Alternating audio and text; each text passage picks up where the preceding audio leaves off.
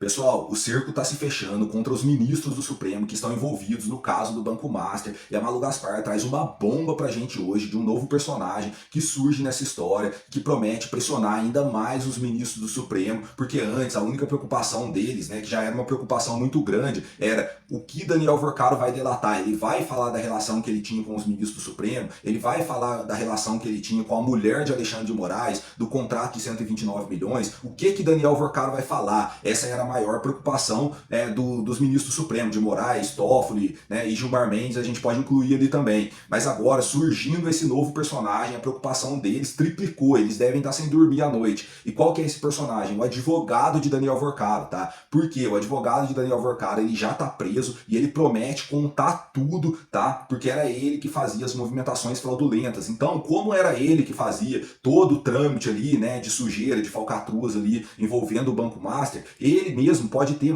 informações mais relevantes do que o próprio Daniel Vorcaro. Então é isso que a Malu Gaspar traz hoje, e ela diz que ele é um homem bomba e que promete sim deixar os ministros do Supremo sem dormir à noite, tá? Então vamos assistir aqui essa bomba que a Malu Gaspar traz hoje, e antes da gente assistir eu peço que você se inscreva no canal, deixe o seu like, tá? Deixe seu comentário aqui embaixo também, que é de extrema importância. Ajuda no algoritmo aqui, não custa nada para vocês e fortalece o canal para que esse vídeo chegue a mais pessoas e que mais pessoas possam saber de fato o que vem acontecendo, né, no Brasil. Vamos assistir aqui então agora a Malu Gaspar trazendo essa bomba contra os ministros do Supremo. Eles devem estar sem dormir, meu amigo. Já faz um tempo que eu venho ouvindo falar, né, do Daniel Monteiro, pelo fato de justamente ele ser o personagem que organizava essas estruturas para o Daniel Vorcaro. Primeiro, ele organizou a estrutura que o Daniel Vorcaro usou para desviar o dinheiro. Então, não sei se a gente comentou aqui, eu lembro que a gente falou, eu e você, sobre o medo que o Vorcaro tinha do dinheiro dele desaparecer das contas onde ele tinha escondido ao redor do mundo. E que se esse dinheiro desaparecesse, ele ia ficar sem ter o que entregar num acordo de delação premiada. Quem organizou toda a estrutura para ele distribuir o dinheiro mundo afora foi o Daniel Monteiro, que é um advogado que atuava para o Vorcaro e para o Master, mas não era do Master. Ele ficava no Master, ele ia lá, mas ele era uma pessoa meio que atuava no paralelo. E não só ele fazia as contas, organizava as contas secretas do Vorcaro, como por ter organizado essas contas secretas, ele também organizava a distribuição de propina. Você vê aí nessa operação, ficou muito claro que era ele quem cuidava de montar as contas de fachada, as empresas de fachada, de fazer os pagamentos, negociar os imóveis, porque ele sabia onde estava o dinheiro e para onde o dinheiro deveria ir. Portanto, ele é um homem-chave nesse esquema. Ele sabe, possivelmente, até mais do que o próprio Vorcaro, com detalhes de onde ele botou as contas, para onde ele mandou o dinheiro, qual o nome do offshore, dos políticos a quem ele pagava. Então, a gente está falando de um personagem central nessa história. E é por isso que, quando a Polícia Federal começa a ver uma chance de pegar o Monteiro junto com o Paulo Henrique Costa, cresce o olho dos investigadores muito mais no Monteiro do que o Paulo Henrique Costa. Porque o Paulo Henrique Costa está destrinchado, pelo menos essa parte da participação dele. Ele recebeu esse dinheiro, acho que tem muita coisa para responder ainda, porque, por exemplo, se você tinha que chegar a 146 milhões de reais, isso provavelmente foi calculado de alguma maneira, como propina, como parte de algum negócio. Queremos saber qual foi a conta que foi feita. Se o Paulo Henrique Costa recebeu mais dinheiro, a gente também precisa saber. Porém, o que o Daniel Monteiro sabe é algo que a Polícia Federal ainda não vislumbrou. E ele pode entregar informações relevantes à Polícia Federal. Pode ser que ele não entregue nada, mas cria-se aí, André, um Presta atenção agora. potencial foco de conflito entre o Vorcaro e o outro membro do esquema, porque se vamos supor que esse Daniel Monteiro resolva falar, aí ele vai tirar o valor da delação do Daniel Vorcaro, vai contar coisas que o Daniel poderia contar. Então, cria-se aí mais um nó nessa complexa negociação dos investigadores com o Vorcaro, por conta desse personagem que é central, é Homem homem-bomba, bomba, homem-chave. homem-chave.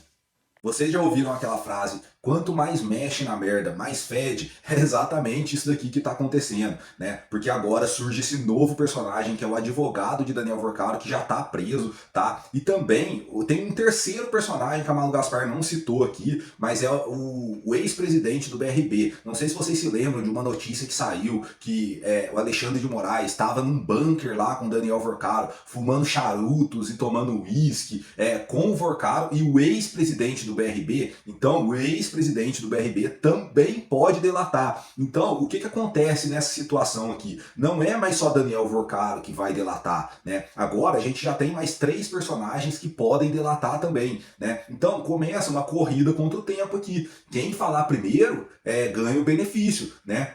Então, vamos imaginar aqui, se o advogado de Daniel Vorcaro der informações mais relevantes do que Daniel Vorcaro e apresentar coisas que Daniel Vorcaro, né, e Daniel Vorcaro apresentar coisas ali irrelevantes que o advogado dele que está preso já apresentou, a delação de Daniel Vorcaro não vale nada, né? A mesma coisa para o ex-presidente do BRB que também está preso. Então, o cerco vem se fechando, a preocupação dos ministros antes, que era só com Daniel Vorcaro, agora não passa mais só a ser com Daniel Vorcaro. Agora são 3 preocupações.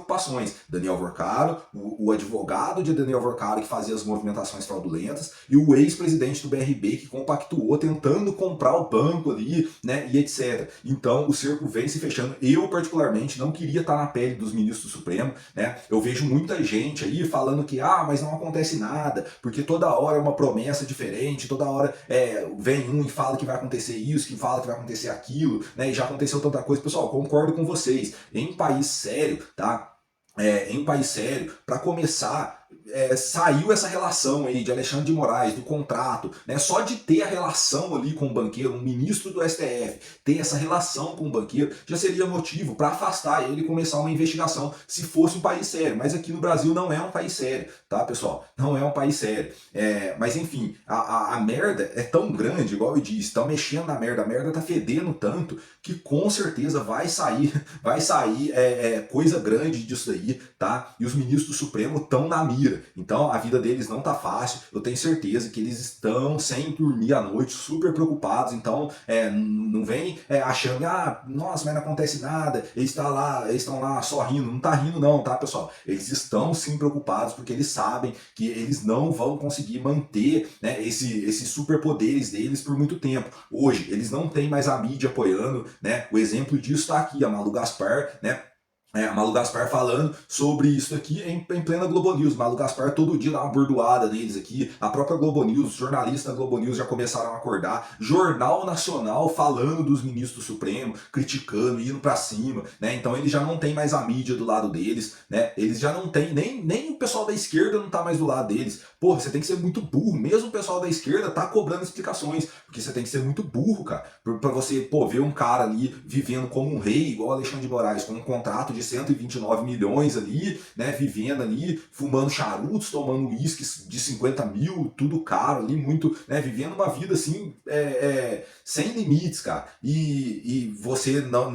Esquerdista é invejoso, tá? Esquerdista é muito invejoso. É lógico que eles vão cobrar explicações, né? Então eles não têm mais a mídia, eles não têm mais os esquerdistas que apoiavam o STF. Só, às vezes aparece um ou outro meio maluco aí que dá a defender o Supremo, mas assim, a maioria da população cobra explicações, né? Então eles não têm mais a narrativa do golpe, né? Que o Bolsonaro tá ameaçando a democracia porque Bolsonaro tá preso, então eles já não conseguem mais esconder as merdas que eles fizeram, né? Então o circo tá se fechando, tá?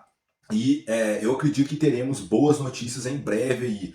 Eu sei que a gente está tendo que ter muita paciência, né? Já não é de hoje que a gente está tendo que ter paciência, né? Vendo tantas ilegalidades e injustiças, mas eu acredito que Deus vai honrar o Brasil e a gente vai conseguir virar esse jogo, tá? Deixa o like, se inscreve no canal, compartilha o vídeo para propagar notícias verdadeiras e deixe seu comentário aqui embaixo falando o que você está achando de toda essa situação. Você acha que esses ministros sem vergonhas vão cair, né? Você acha que quanto tempo mais que eles vão durar lá no STF?